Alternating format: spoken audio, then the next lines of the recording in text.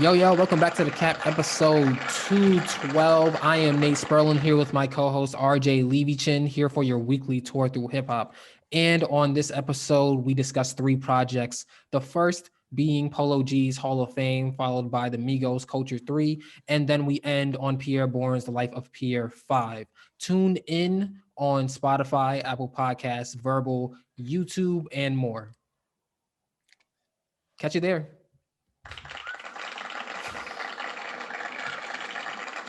There. Yeah.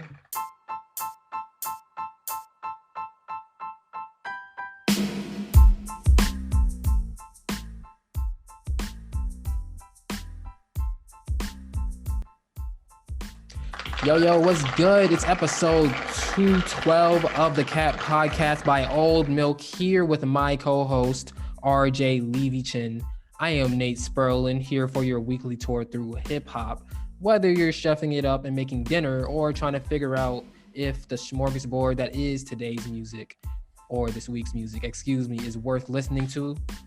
Thank you for listening to us on YouTube, Spotify, Verbal, Apple Podcasts, and much more DSPs. RJ, how you doing today? Hey man, it's a nice Sunday. What can I say? What can I not say? Nah, man, it's a great day, man. We have a lot of good music. And you know, I've been thinking that this, it's gonna happen. We are going to get the great year that we're expecting, and that is exciting. It has been proving itself. I think I just need one of the big ones, one more big one to drop. So Drake said that his album's gonna come out by the end of the summer recently. Within the day. You know what? But I don't know how excited I am for it. I know I was more talking different level. I need like Frank Ocean or Kendrick is like where I'll be satisfied. Then I know that Drake was supposed to come, but Drake is late. Yeah. Drake is due. You know what I mean? It's it's that point where like you've been waiting for your friend that long and you don't even want to hang out with them anymore. I've never experienced that, but I have experienced like something like food.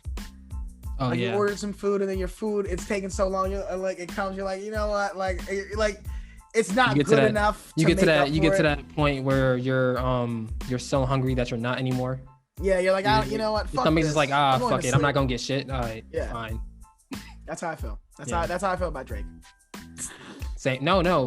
Same. That's how I feel about Drake. Yeah, no, hey man. That is how I feel. Drake is the food that came too late, and then you looking at the waiter like.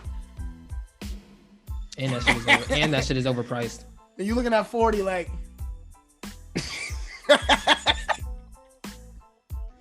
That's what it is. Anyway, we have three projects to get to this week, but before we get into it, do us a favor, hit the like button and subscribe. You feel me?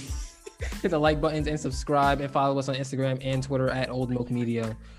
First up, we're going to start with Polo G's new project. I believe this is his third, titled Hall of Fame, which is 20 tracks, 54 minutes long, featuring the Kid Leroy, Lil Durk, Lil Wayne, Scory, G Herbo, Rod Wave, The Baby, Young Thug, Roddy Ricch, Nicki Minaj, Pop Smoke, and 5yo Foreign.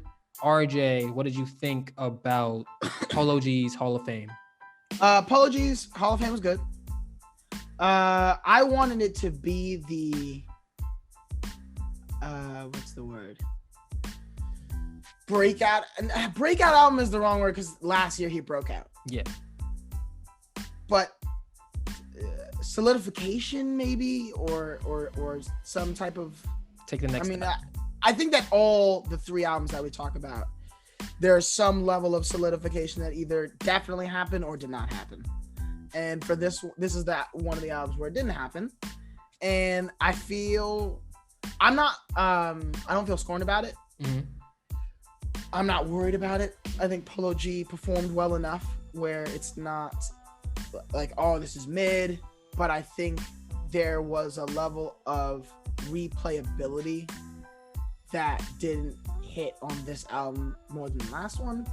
That being said, I don't feel like I've gone deep enough into it to really know whether there is no replay value or if there B-sides like hidden in there. So I'll give it some more time on the B-sides and we'll kind of feel it out. But as you know, I didn't really like Rapstar in the first place anyways.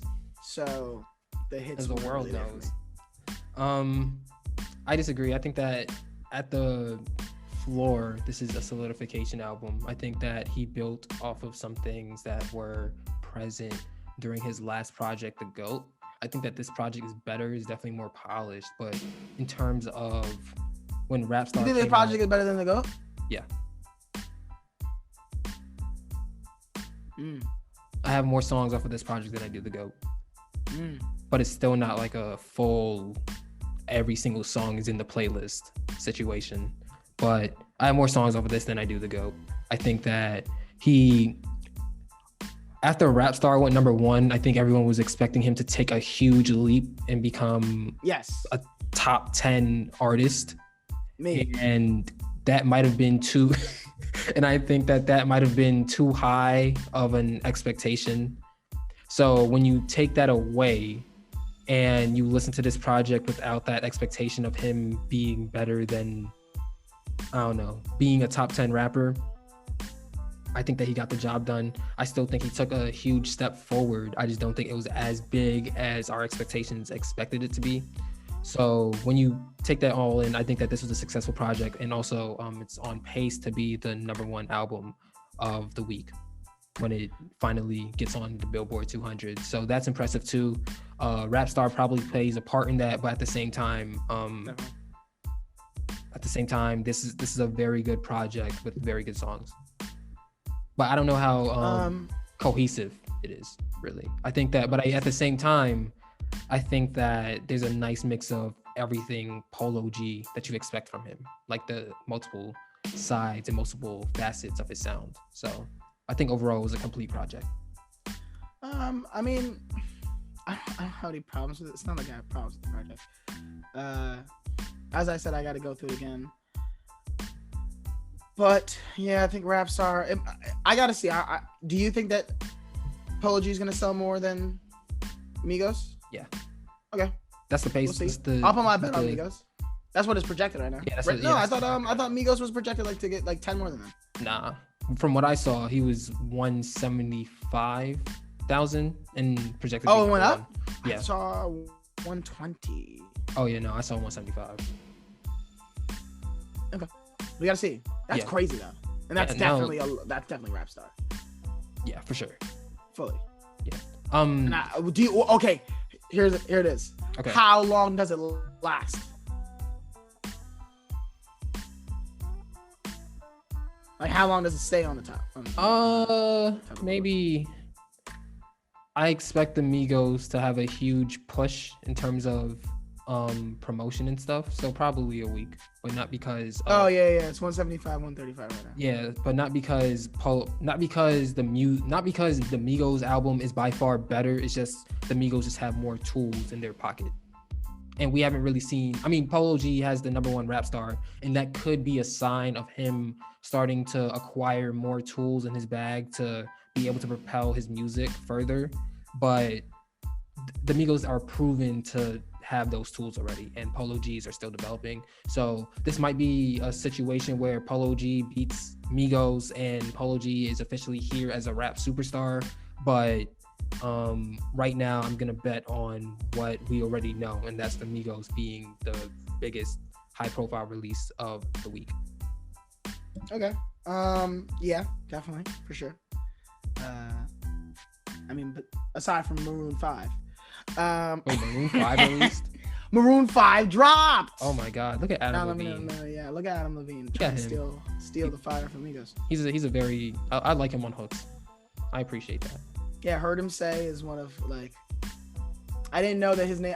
I love Maroon 5. Didn't know who Adam Levine was, and so when I was like, "Is this the same guy?" Oh my God! This is the Maroon 5.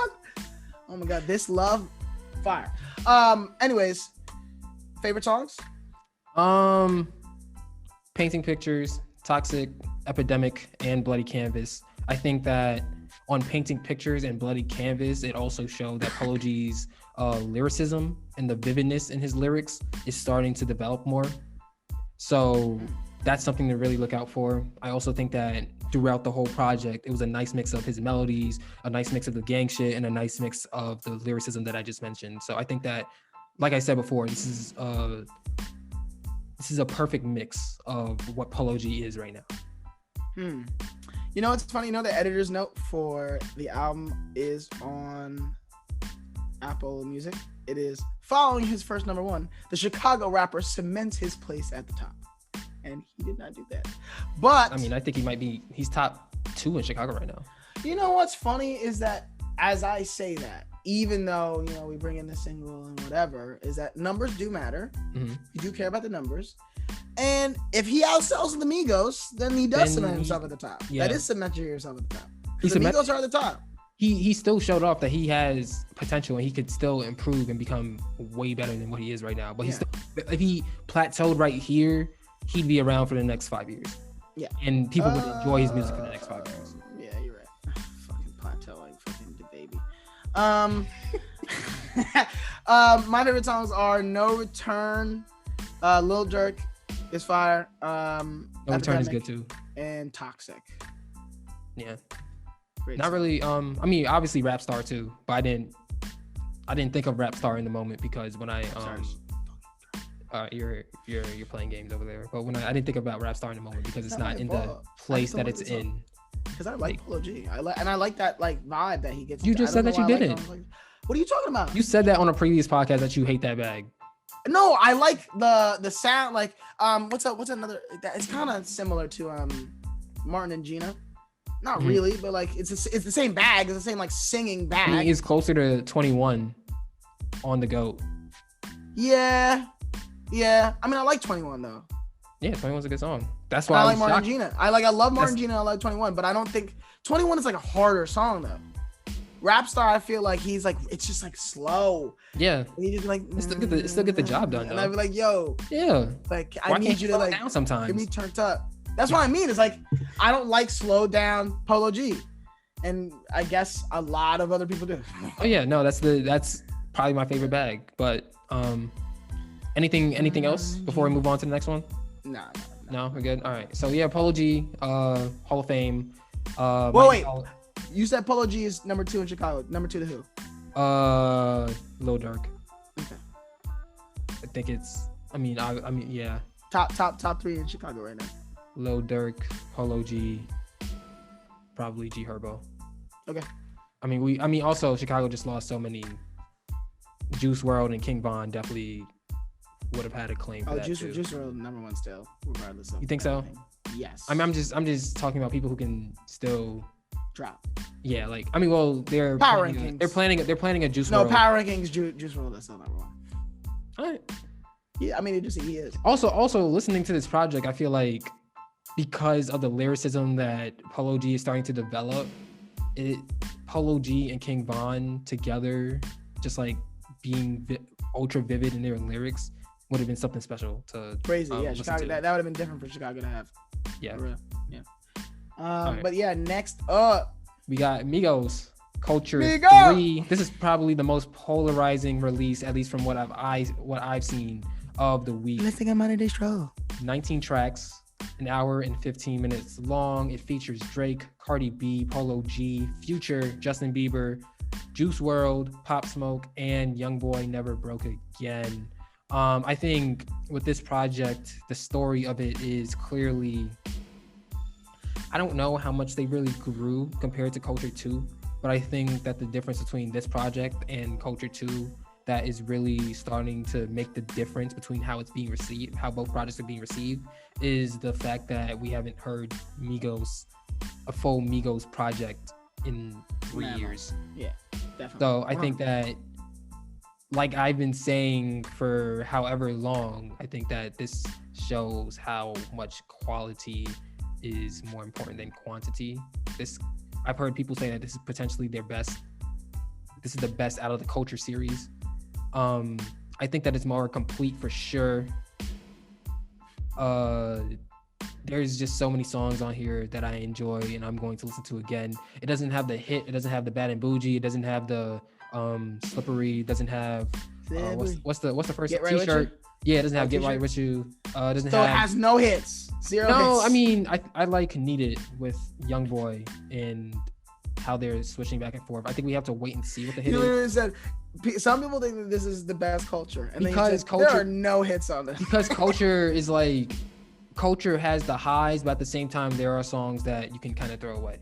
And like Culture what? 2 also has. Like what? What are the throwaway songs in that? Because I actually the back. No, don't answer that because I have something to say. So don't answer that. Okay. Well, the back of it, and Culture 2 has hits too. It has Walk It Like I Talk It and Stir Fry, which I don't like, but people like it. But there's a lot of songs you could throw away off of Culture 2. There's way more tracks here on Culture 3. There's more tracks on Culture 3 that you're gonna listen to and you're gonna enjoy for a long period of time than you're gonna throw away. And that's why I think the claim for Culture 3 is more, I think it's valid. It's a more complete project overall. But what did you think about it?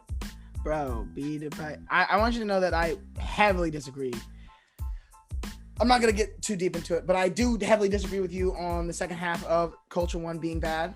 Or I'm not saying it's bad. I'm just saying like poor. Like it doesn't follow through. It doesn't follow through on Bad and Bougie. Kelly Price is one of my favorite songs, and so was All Ass. And those are like the third and second to last songs. It's not on the. It's a drop off though compared to Bad and Bougie and T-Shirt and Get Right With You.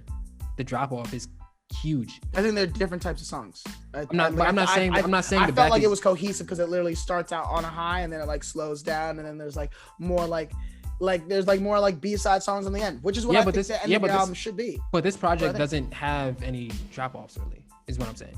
But like that's what I'm saying is that like think about Culture 2. Like there's not a Made Men. There is. It's the first song, Avalanche. It's not Made Men. It's not better than Made Men, but it's the same concept. They're not in the same planet. It's the same concept. They're adjacent planets. They're like. All right, NASA. Dude over here in Syracuse shirt talking about I'm from NASA. That's crazy. But here, did you know Pluto's not a planet, by the way? Did you know that? Pluto is a dog, okay? But the point is, what you said about comparing the cultures is that Culture 1 had 13 songs. Mm-hmm. 13. Yes. So I actually, while I disagree that there are no hits, I've literally been singing Modern Day Stroll, like I've said it like 4 or 5 times. That is one of the hits, in my opinion. I think I think Jane and Why we have to wait to see which songs, because I think people are gonna play the album. Like I think the album is going to has replayability. Mm-hmm. So I think that the hits are going to be whatever is played the most. Mm-hmm. That being said, standout hit is it's such a good album. What I'm saying is it doesn't. No, but what I'm saying, it doesn't have the Bad and Bougie. It's gonna have hits, but it's not gonna have the game number ranking. One hit. It's not gonna have that's what I'm saying. I understand that. So Bad and Bougie also. If you think, it's like a minute song that went number, like that is when those rare. Came on and said, yeah, I felt that. Yeah, felt that. I felt, yeah. You know what? Yeah. But I think it was a good album. Mm-hmm. I think that if this album was 13 to 15 range, we would be saying album of the year. Yeah. So I think that Migos needs to go back to not doing double albums. Like, I get you want to make more money, but that's dumb. It's just a waste of your time. You don't need to do that. Stop doing that. Like, you have enough money where it does not matter. Make a great album and then solidify yourself. Like, that's what happened. Like, you solidify yourself as a GOAT because you make great albums. And if your great albums aren't great because the great songs are overshadowed by the amount of watered down that the album is, like, that's your fault, and that is your legacy at stake because you're giving us songs that we don't need. Like, we don't need them, and you're only doing it to make more money. That's a waste. Your bread comes from touring. Drop classics, the touring bag will be higher. You won't need to drop double albums. See? That J. Cole knows. Because J. Cole could easily be like, I dropped 23 songs. And then it's like, bro, how do you drop 23 great back-to-back songs? It's pretty much impossible unless you're Mike. Unless your name is Mike. Jones. Oh, yeah. There we go. Literally. See? Yes. But that being said, Culture 3 is great. I loved Culture 2. I think Culture 2 had the hits. I thought Culture 2 had the hits that Culture 3 didn't have. There was so much mid on Culture 2 for me to say. Like Narcos was fire. Yeah, I like Narcos. I like Walk It, Talk It. I didn't like was that. crazy. I didn't really like it that much. Walk It, like I thought the music video was cool though. I didn't like Stir Fry either. Stir Fry was such a. Come on, guys. I can't believe Come on, media. Guys. I can't believe the media invested in that song. Yeah, I know. But I can't believe it. I can't believe that they looked up at those plaques and are like proud. And like Pharrell has the plaques at his crib too, and he's like, "Yeah, man, remember that time that I dropped Stir Fry with the Migos?" You know, it was low-key, I can't believe it. You know, it was low-key a top 5 song on Culture 2. No. BBO, Bad Bitches Only. Bad Bitches Only. Fire. Emoji a Chain. No. Also fire. I said, dang, make the emoji a chain. Woo, woo, fire. There was just so much mid on it. There was way more mid than too much jury was. There was just way more mid on it. I'm flooded. Yeah, no, I didn't like that. Fire. I didn't like that. Fire. No. Motorsport. Put that dang in sport. Alright. This nigga's getting paid by QC. Apparently. That's why. Superstars. No. Superstars. No. Random cars. No. All right. Well, I mean, yeah. Some people didn't like it. I enjoyed it. I agree with you. If that album comes out in 2019, I think that it gets received a little bit better. But also that they would have been able to have more time to make more music and grow in different ways or whatever. So I do think that Culture 2 came out too quickly. I do think that a lot of people enjoying this album is because they forced us to miss them and then reminded us why we missed them. And I think that that's what artists should do between albums. Kendrick Lamar, you're fucking bugging. The power in going away. Like you're bugging, but that's what it should be. It's definitely just the power of going away and knowing when to disappear and then knowing how to reappear. That's really what it is. Yeah, it's big. But at the same time, is that like I don't even think that it's not knowing about when to reappear per se, but it's I only say that if disappearing is actually disappearing, not laying low, not like, you know, because when you drop an album, if you think about if you drop an album one year, then drop an album the next year, is that there is no downtime because you tore the first album. Yeah. You toured the first album, you did all the shit around the album, you did all the videos and the radio shit. If you're gonna drop an album directly after that cycle, bro, you just finished the cycle. Where did you grow? Like exactly what like that's one of the that's a victory lap album. That's not like Culture 2? Yeah, Culture 2 was a victory album. For sure. But we didn't. This was not. This was not. This was like, you y'all forgot about us. I forgot. Oh, okay. right. Here we are. Takeoff is the MVP. Offset is still a king. Quavo was a little bit lacking, but he was still his, like, I'm the leader. Quavo has some songs here where he sings, and I'm not tired of it. So for that, you were tired of Quavo singing? Yes. Ever since that track, that that album with Travis Scott, Cactus Jack Huncho, that one, Huncho Jack Huncho, that one, the collab, it sounded like Quavo was trying to sound like Travis Scott every single track, and after that I was like, Quavo, just rap. It's the same. He's in the same boat as Lil Durk. I prefer him to rap, and he has such a unique voice when he raps versus when he's like him just singing just to sing. It's like America.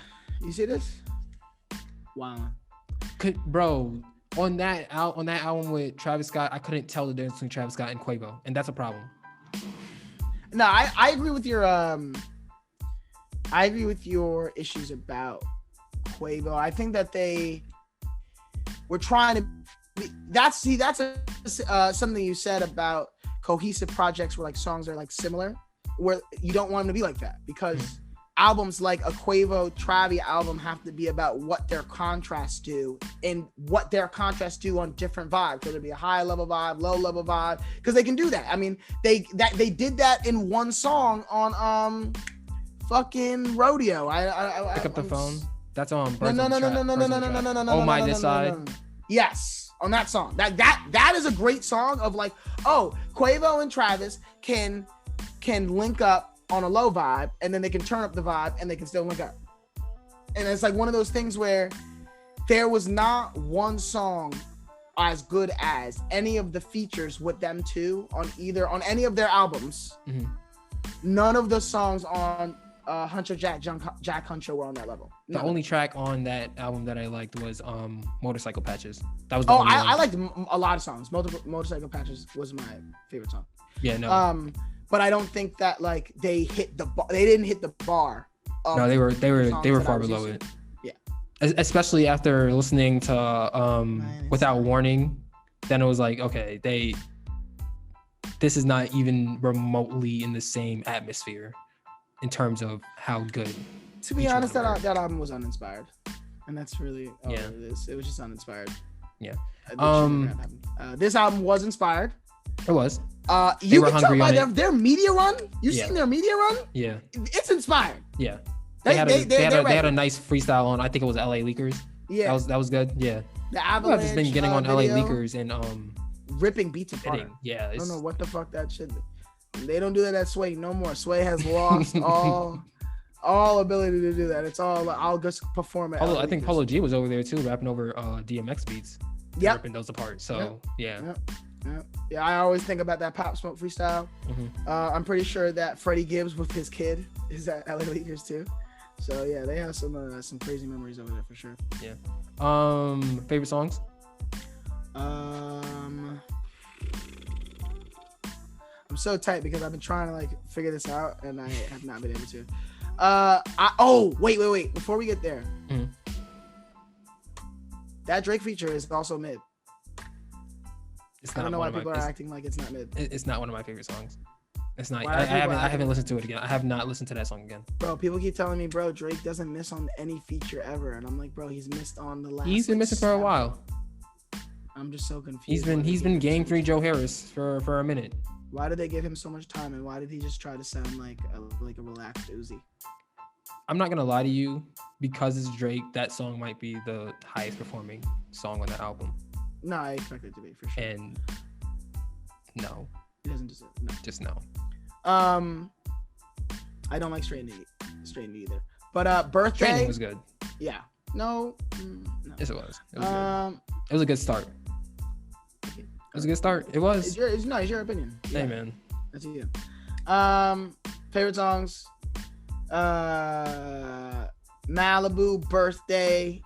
So is somebody's birthday? Put your hand up. Birthday's good.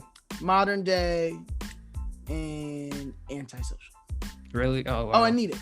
Oh, and Light It Up. It has to be Needed. Mine are Malibu featuring Polo G, Picasso featuring the human cheat code known as Future, Jane, cause if she wants a Birkin, she gotta work for it. Antisocial featuring Juice WRLD, and Why Not, cause get money. Why not?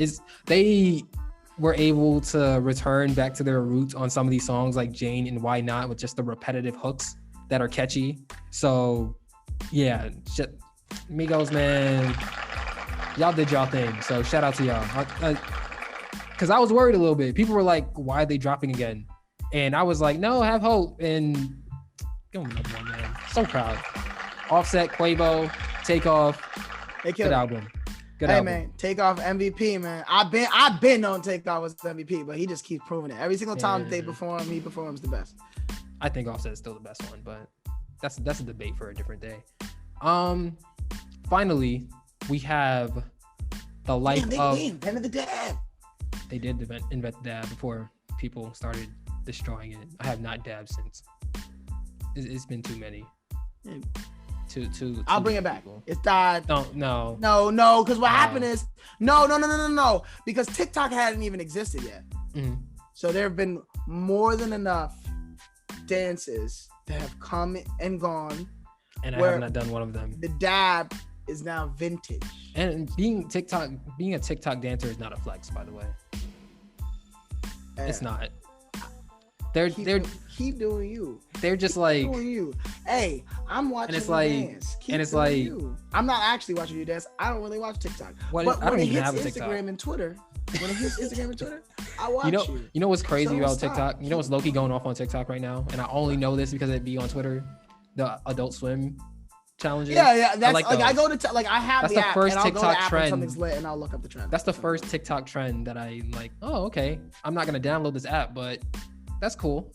Look at you guys doing that. Shout out Bad Not Good. Is that the name of the song? Great band. No. That's the name of the band that made the song. Can you send the song to me? That song was flipped. Can you actually send the song to me?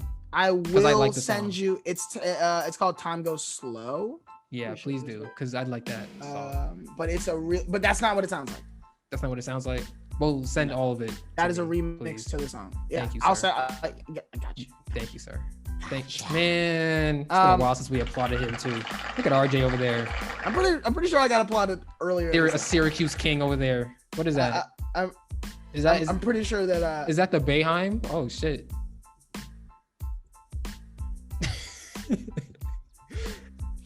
Anyway. But yeah, we got one more album. We do. Your favorite artist ever in life? Not ever in life. He's top 5 for me.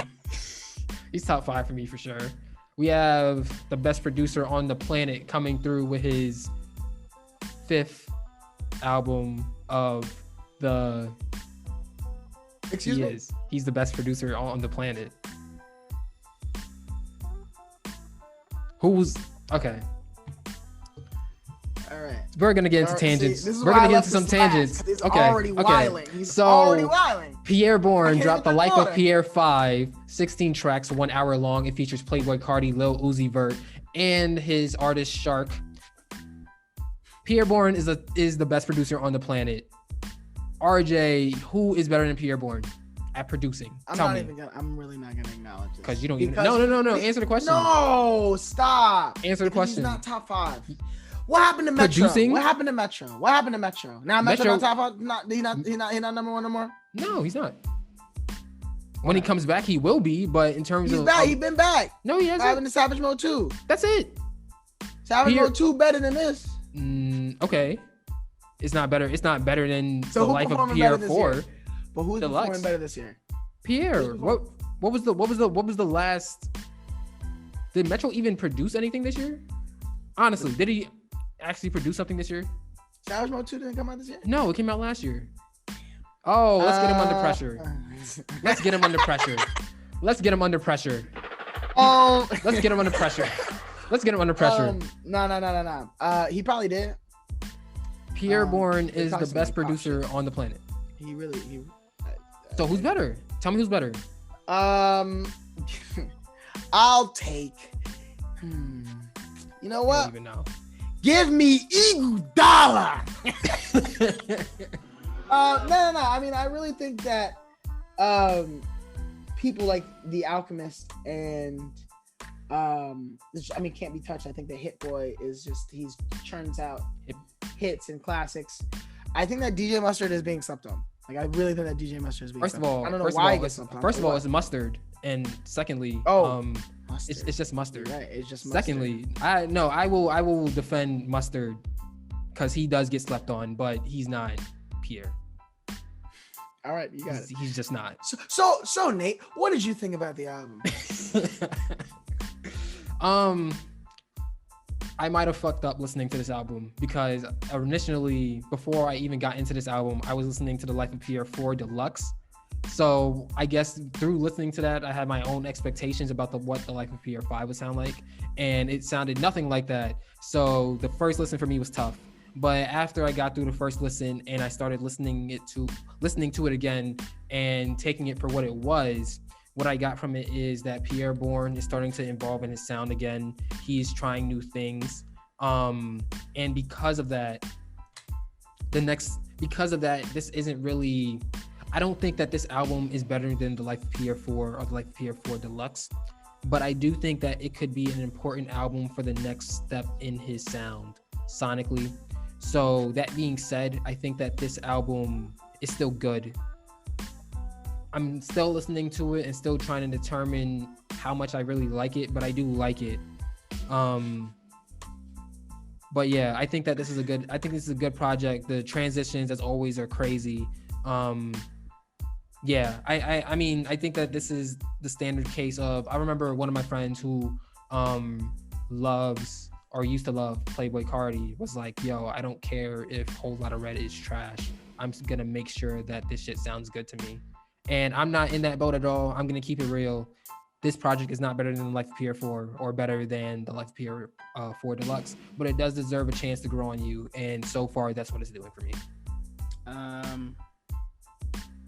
Sound like he's not number one right now. I feel like his path. I feel like that means he drops in the path. No, the issue for me is I didn't like the vocals. It sounded like he was rapping more than singing. And on the Life of Pierre 4 and the Life of Pierre 4 Deluxe, he's way more melodic than he is here. And I'm not really sure how much I like Pierre rapping. I think I just like him being melodic. So that's really the issue for me. Yeah, this man also said he had top 5 artists when you combine the production and the artistry. Yeah. But he's number one. He's an average rapper, and he's the best producer in the world. Average. Average is a very vague word, Nate. It's a very vague word. He's not someone that gets carried. He's not someone that necessarily gets carried by his beats, but his presence on his own beats adds to them. You just called him the best producer. He's not getting carried by beats. No. He's an average rapper. Hey, America. You see the contradiction. There is no contradiction. America. He just went on and on and on about. So you're gonna say wait, hold on. No. Hold on.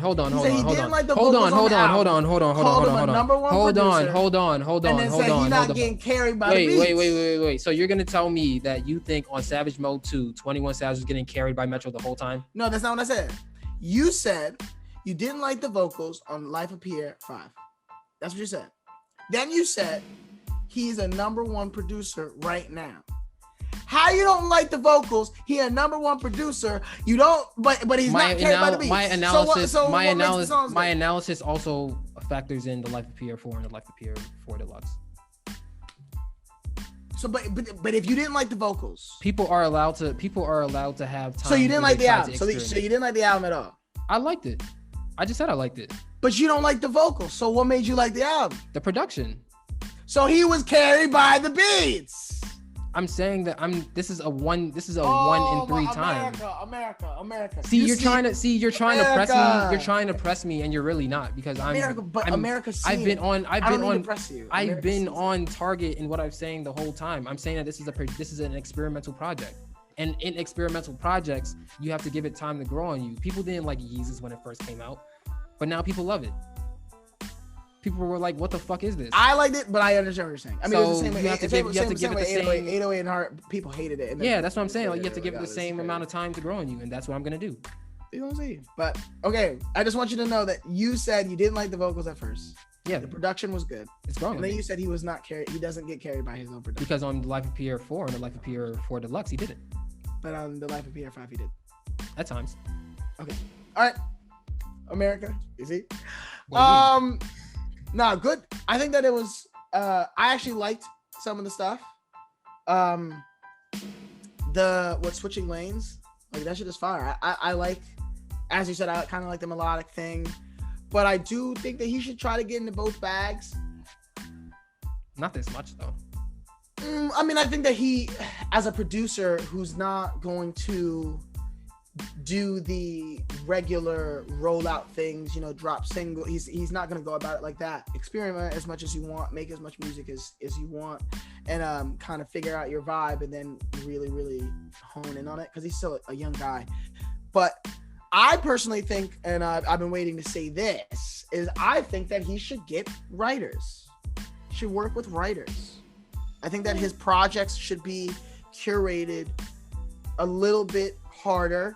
I think that the songwriting should be curated a little bit harder. As you said, I don't think that he's the number one producer in the world right now. I think that that's blasphemy. But I think that he's one of the best producers out there right now. I think he's one of the more slept on producers right now. And I think that if he can figure out a way to bring his vocals up to some level of par, because Kanye West never rapped on par with his beats.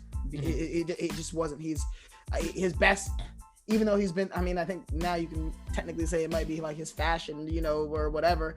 But I think that musically, his production was his best talent. Yeah. And it was untouchable. But you can certainly say on a lot of songs that his vocals is wild. Added to the song. Oh yeah, definitely. So I'm not saying that he's a better. I'm not saying that Pierre's a better rapper than he's a producer. No, I know. But I'm saying is that like he needs to bring in that aspect. If Pierre can bring in that vocal aspect where we're remembering songs. Do you remember the Life of Pierre 4? But I'm saying on a wider scale. I don't mean like, oh, this song is good for a Pierre song. I mean hits. I mean dropping songs that make people. But at the same time, I think that this is the first project where I think this project is going to do better than the last two, and I think it's because numbers wise. Yeah, and I think it's because the label is finally giving him the attention that he deserves. Life of Pierre 4 Deluxe was not. I don't think that they are. It was not. I mean, they're giving him more attention. They're giving him more attention. No rollout. Yes, they got 2 songs. There was 3 songs. They got 3. Groceries is a single. For You is a single, and Sauce Boy 2 with Lil Uzi is a single. They had videos. I don't know if they have videos.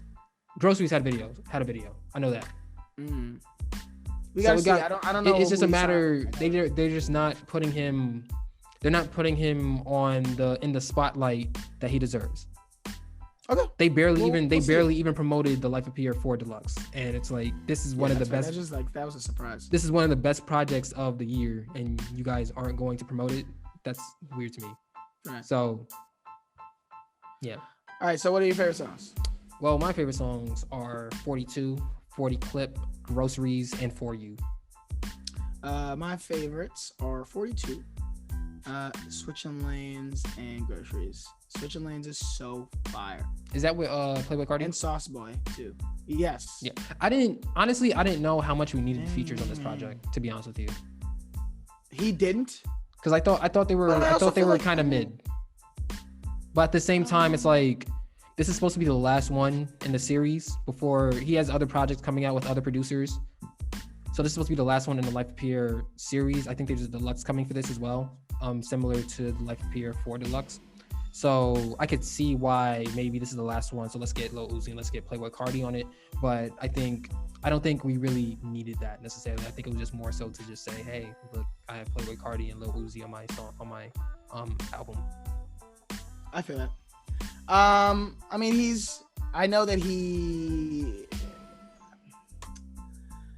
I think that he solidified himself to a lot of hip hop fans as one of the best producers in the game right now.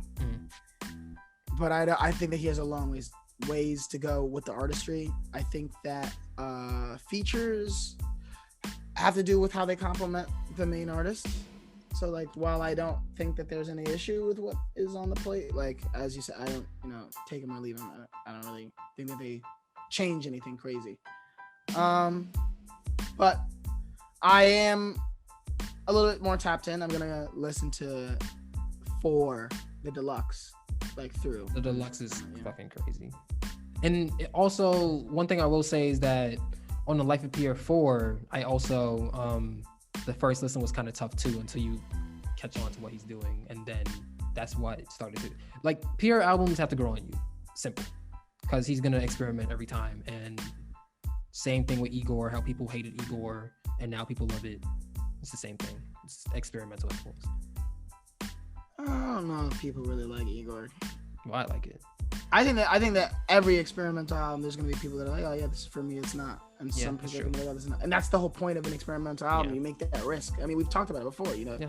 Take that risk. If you're a good artist, some of the songs are gonna be good. We don't expect your experimental project to be a classic. What I will say is, if you do drop an experimental album, make sure you put a hit on that bitch. So just so that you're relevant. I mean, if you think about it, people hated testing. You can't. People will talk shit about testing, and you play Praise the Lord, and then, oh, no, but I love this song. But I love this song. This song is so good. And you're like, see? Shut the fuck up, man. My favorite song of testing was OG Beeper. With the Black I love OG Beeper. The Black Boy JB ad-libs. What's one of my, and fucking the Frank Ocean song, Purity.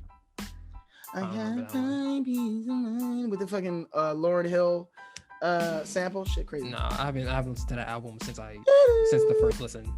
So it's been a minute. All right, this nigga's gonna start vocalizing. It's time to go. Anyway. That is RJ Levy-Chin. I am Nate Sperlin. This has been The Cap, episode 212. Thank you for listening. Like and subscribe. Follow us on Twitter and Instagram at OldMilk Media. Let's take a modern day stroll, I guess. See you next week. I have no idea what's dropping next week, but see you next week. Thanks for listening again. Or watching if you're on YouTube.